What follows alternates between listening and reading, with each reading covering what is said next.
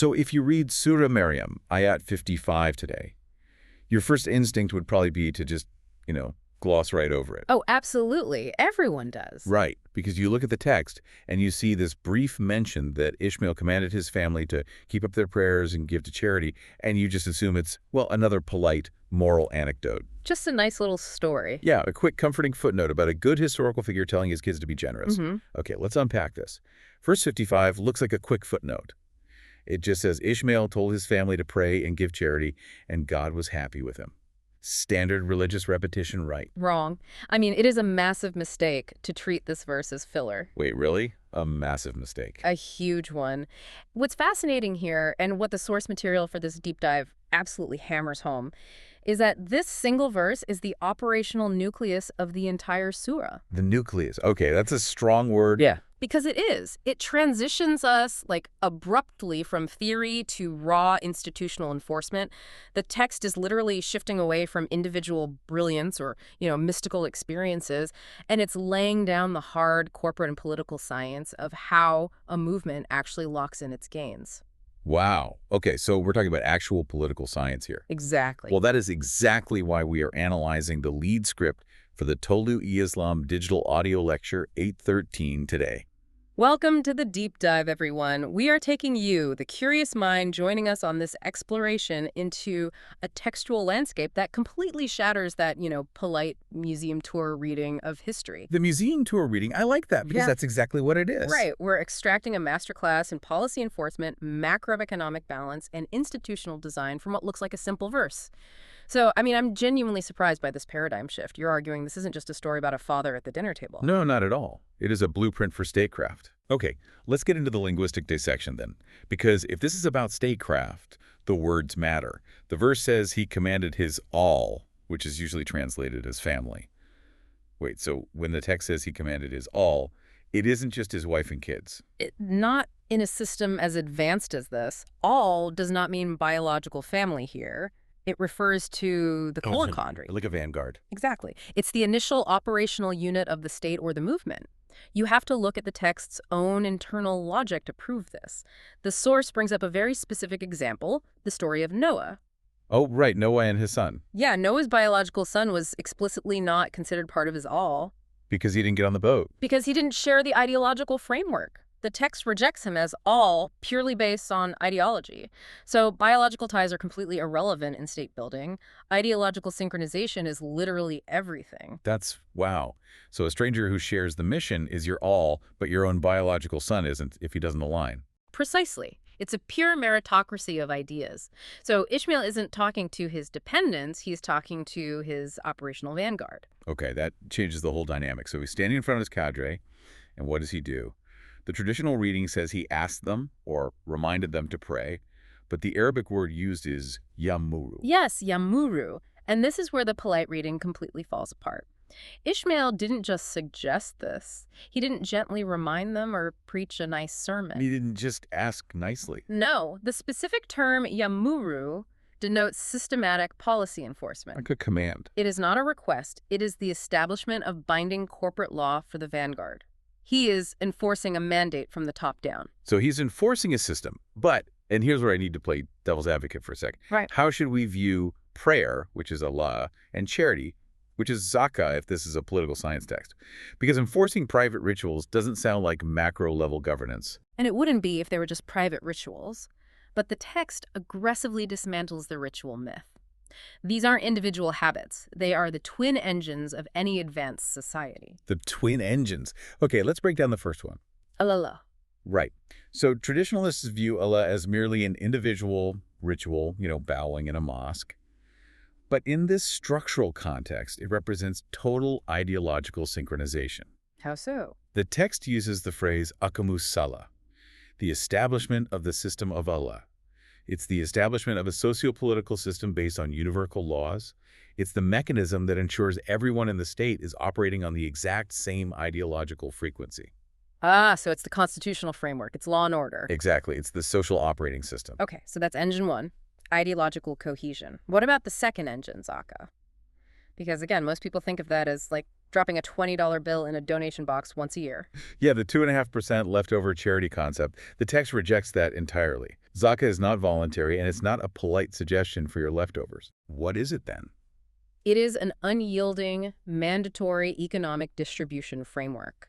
The source material details this through the concept of the Beit al-Mal. The state treasury. Right. But think of it functionally like a central bank or an exchequer. It's the central financial hub of a government. And its legally mandated purpose, which is enforced through that word yamuru, is gathering resources to ensure the absolute nourishment, growth, and development of every single citizen. There's a specific term the text uses for that, right? Yes, noshinuma. Noshunuma, meaning comprehensive development. Exactly. It's not just keeping people barely alive, it's funding their complete physical and intellectual growth. So what does this all mean for you, the listener? I mean, think about it. It means we are looking at the foundational blueprint of a modern welfare state. One engine ensures everyone is on the exact same ideological page, and the other ensures the absolute eradication of economic disparity. And Ismail enforced this system onto his cadre. It's brilliant. But, it brings up a huge philosophical question. Why the need for hard enforcement? What do you mean? Well, can't a society run purely on voluntary emotional goodness? If people are just taught to be nice and they're empathetic, won't they just take care of the poor naturally? Why do we need Yamuru and a mandatory central treasury? It's a nice thought, but the source text systematically destroys that idea. Relying on spontaneous, subjective charity to fix systemic poverty is an unproven, completely failed historical assertion. Failed historically. Why? Because human greed and ideological drifting will naturally sabotage any movement. Without a structured, legally enforced system, without Yamuru, society inevitably decays. Because you can't rely on rich people feeling generous on a Tuesday, right? What happens on Wednesday when they're in a bad mood? Exactly. If you rely on emotional goodness, people starve when the wealthy get distracted. The text argues you need institutional design. And this leads to a massive distinction the text makes between a religion, which it calls madhab, and a system, which it calls deen. Right. Madhab versus deen. This is a crucial separation. How does the lecture define the difference? Well, a religion, a madhab, just wants permission to perform personal rituals. Like praying or fasting quietly in a corner. It makes no demands on the economic structure. It just wants to exist without bothering anyone. Right. But the deen, the system, requires a state to function. The text calls this tamakun fil ard, establishment in the earth. You can't run a macroeconomic central treasury without state power. And to really illustrate this, the source shares a very specific historical anecdote about the creation of Pakistan. Now, I want to pause here for a second and make a very important note for you, the listener. Yes, definitely. We are remaining entirely impartial here. We are merely reporting the source material's historical critique of both religious traditionalists and political movements. We are not taking sides or endorsing any political viewpoints. We're just looking at this as a case study in political science. Exactly. It's purely an analytical lens. So in this historical case study, the text points out that traditional clerics, the mullahs, argued against the vanguard thinkers like Iqbal and Jinnah. Because the traditionalists just wanted madhab. Right. The text argues the traditionalists were perfectly happy to live under foreign colonial rule as long as they had the freedom to pray. They didn't care who pulled the macroeconomic levers. As long as they could bow in the mosque, they were fine. Exactly. But the vanguard understood that the true system, the deen, requires state power. You need the state to enact systemic economic justice. You need the state to enforce the law, what they call amar bil maruf, enjoining universal good, and nahi anil munkar, forbidding exploitation. You can't have Yamuru without a state apparatus. The ideology is toothless otherwise. Precisely. You need the state to run the engines. Okay, so let's say the vanguard gets the state. They set up this central treasury, the Beit al-Mal. They're fiercely distributing wealth. The source brings up a really fascinating comparison here between this economic engine and communism. Oh, this is one of the best critiques in the lecture. Because on paper, they sound similar, right? Yeah. Centralized state, distributing wealth to ensure everyone's needs are met. But the text's critique of communism is so visceral. It really is. The text notes that communism promises to feed its citizens. It provides what they call the two rotis, basically 2 pieces of bread. Basic caloric sustenance. Right. Food and shelter, the basics. But the text argues that just providing the 2 rotis is fundamentally no different than feeding a horse or a donkey tied up in your yard. Wow. That is a brutal critique. But it's structurally accurate, right? You feed an animal in your yard to satisfy its biological needs so it can work for you.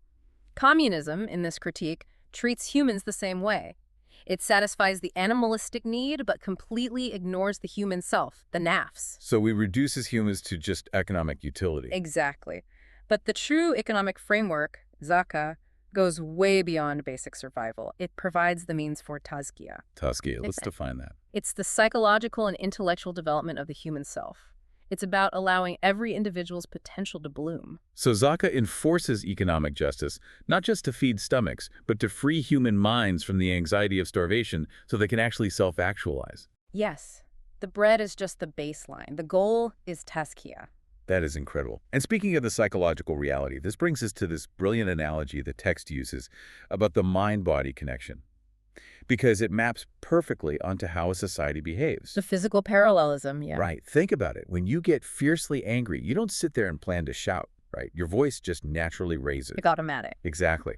Or when you feel deep respect for someone, your hand automatically goes up to salute. The physical movement is a direct, unconscious parallel to the psychological state. There's no separation. And the expert analysis applies this directly to the concept of Allah. The physical act of bowing. Yes, the physical act of bowing isn't supposed to be some isolated mechanical chore. It is meant to be the unconscious, automatic physical manifestation of a society that has entirely submitted its collective ego to a divine constitutional framework. So bowing is just a symptom of a systemic reality. It's not a replacement for the system. Exactly. If your society is corrupt and exploitative, but everyone is physically bowing in the mosque, the text argues that's just a hollow pantomime. It's like fake smiling when you're miserable. The physical posture is only valid if the systemic reality of justice actually exists first. It's the diagnostic light on the dashboard showing the system is working. Yeah. I love that. Okay, so what happens when a society actually successfully locks these two engines together, the economic and the ideological? When you lock them together perfectly, you get the final word of verse 55, Marcia. Marcia. Now, traditionalists translate that as well-pleasing, like God is up in heaven feeling happy. Yeah, like a proud parent watching a school play. But under the law of requital, which is the objective law of cause and effect in the universe, Marcia means something entirely different. It means zero friction. Zero friction, like in physics. It is literally thermodynamic efficiency in social physics. When your laws and your economic policies match universal design parameters, your society doesn't experience internal class warfare. Because poverty is eradicated by the Beit al-Mal. Right, and you don't have economic crashes or ideological decay.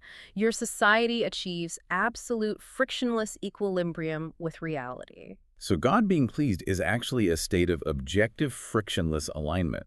The machine runs perfectly. Exactly. And this redefinition shatters a massive toxic fallacy that the text critiques, the fallacy of God's will. Oh, this part is so relatable. People constantly misuse the concept of God's will. Like someone refuses to study and fails an exam, or they refuse medical treatment for a terrible disease and they just shrug and say, well, it was God's will. God is pleased with my suffering. It's such a dangerous fatalism. Yeah. And the text emphatically deconstructs it. This fatalism is entirely backwards. The will of God does not mean arbitrary magic or random suffering. It refers to the objective, unchangeable laws of nature and society. So how do we align with it? The text gives this great doctor analogy. If a doctor gives you a prescription, those aren't arbitrary commands. They are directions based on the laws of biology. If you follow the directions and get cured, you are in harmony with the laws of biology.